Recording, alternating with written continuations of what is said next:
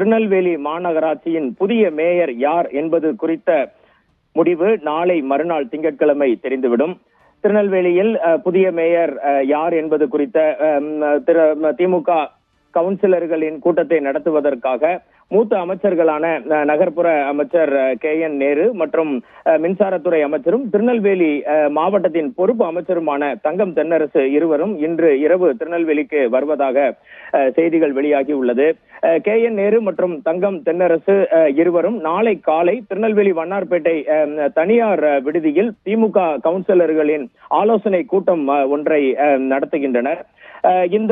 இந்த கூட்டத்தில் 55 வார்டுகளை கொண்ட திமுகவின் 44 மாமன்ற உறுப்பினர்கள் உள்ள மாநகராட்சியின் பெரும்பான்மையான உறுப்பினர்களிடம் கருத்து கேட்கப்பட்டு புதிய மேயர் யார் என்ற முடிவு அறிவிக்கப்படும் என தெரிய வருகிறது.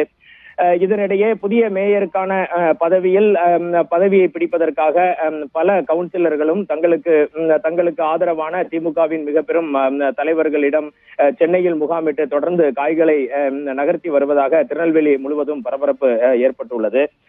திருநெல்வேலி மாநகராட்சியில் மொத்தம் 55 வார்டுகள் உள்ளது பவித்ரா. இதில் 44 கவுன்சிலர்கள் திமுகவை சேர்ந்தவர்களாகவும் 4 கவுன்சிலர்கள் அதிமுகவை சேர்ந்தவர்களாகவும் மீதமுள்ள கவுன்சிலர்கள் மனிதநேய மக்கள் கட்சி மற்றும் அனைத்து கட்சிகளையும் சேர்ந்த 4 கவுன்சிலர்களும் உள்ளனர். திருநெல்வேலி மாநகராட்சி மேயராக இருந்த சரவணனுக்கும் கவுன்சிலர்களுக்கும் இடையே நல்லுறவு இல்லாத காரணத்தால் பல மாதங்களாக கூட்டங்களை தொடர்ந்து நடத்த முடியாத நிலை ஏற்பட்டதின் அடிப்படையில் தலைமையின் அறிவுறுத்தலின் பேரில் அவர் ராஜினாமா செய்ததாக கூறப்பட்டது. அவர் ராஜினாமா செய்து 1 மாதம் ஆக போகின்ற நிலையில் தற்போது திருநெல்வேலி மாநகராட்சியின் துணை மேயரான KR ராஜு பொறுப்பு மேயராக செயல்பட்டு வருகிறார். அவரும் புதிய மாநகராட்சி மேயர் பதவிக்கு வருவதற்காக காய்களை நகர்த்தி வருவதாக கூறப்படுகிறது. இதில் முக்கிய கருத்து ஒன்று தற்போது திருநெல்வேலி முழுவதும் வெளியாகி உள்ளது பவித்ரா.